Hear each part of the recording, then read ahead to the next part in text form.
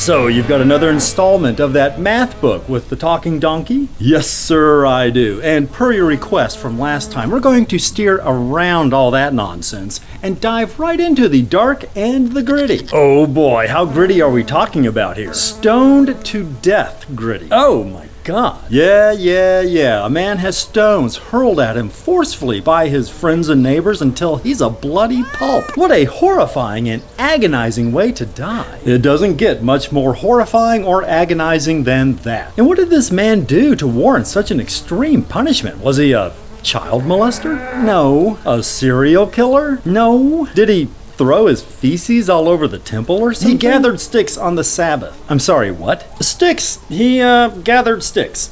On the Sabbath. Is Larry back? Huh? Is this Larry? Oh, no, this is straight from the mouth of God himself. What the actual hell? Well, back in Exodus, God told the Israelites that they are never to do any work on the Sabbath. Yeah, so it looks like he's pretty serious about that. I feel like there's something that I'm missing. Nope, there really isn't much to it. This man gathered sticks, his neighbors caught him doing it, and then they turned him in. Is gathering sticks even considered work? Does God ever define what work is in this context? Not the slightest detail. And work or not, God decides death by torture is the appropriate penalty for this trivial trespass. In Exodus he does. It says death by torture. It doesn't specify the method of execution. Just a blanket sentence of death for working on the Sabbath. Yes. Well, the first thing it says about someone working on the Sabbath is that he's just to be cut off from the people. Well, that's ridiculous enough as it is. But then it immediately changes that to the death penalty. It specifies two different punishments, exile or death. Yes. Well, which is it? Exile. Okay. Or death. Isn't that terribly unclear? Well, here's the thing about God's law and how clearly it's presented.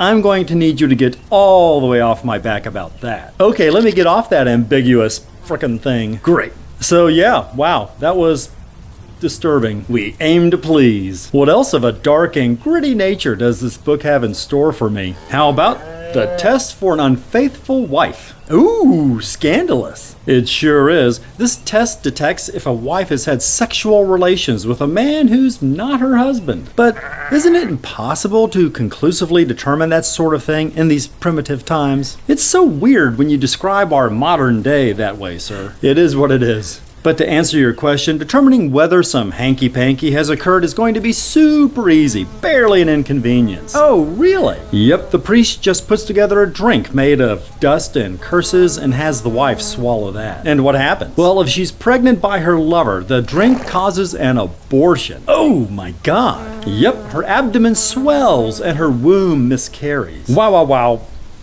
Pretty effective, right? A definite deterrent. So what's the test for an unfaithful husband? I don't understand. Well, husbands can be unfaithful too. It does take two to tango. Exactly. So what's the test for the men? I'm still not sure what you're getting at. If a wife suspects her husband of cheating, can't she demand a similar test?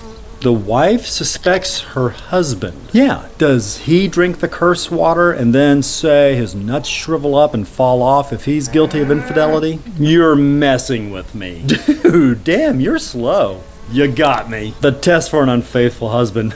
That cracked me up. Thanks for the laugh, sir. So while we're on the subject of God's gross double standards, I thought it'd be fun to share a little story about Moses' assistant prophets, Aaron and Miriam. Oh, yeah. What have they been up to lately? Well, they're annoyed that Moses is considered God's #1 prophet because the big guy occasionally speaks through them as well. Pride. It's a thing. And they complain that Moses is married to a Cushite. So she's a Cushite. Yeah, I heard that bit. Why does it matter? It does. Never mind. So God doesn't like them speaking against Moses one little bit. So what does God do? He afflicts Miriam with leprosy. Ouch, that's a bit excessive. What does he do to Aaron? Nothing. Oh, even though he's complaining about the same things. Right. It's just Miriam getting the horrible skin disease? Yes. Well, that should encourage her to keep her big mouth shut, huh? God knows what he's doing, am I right? You, sir, are correct. I wonder if he'll change his mind about that subject in that new covenant we keep hearing about. Who knows? Times are a-changin'.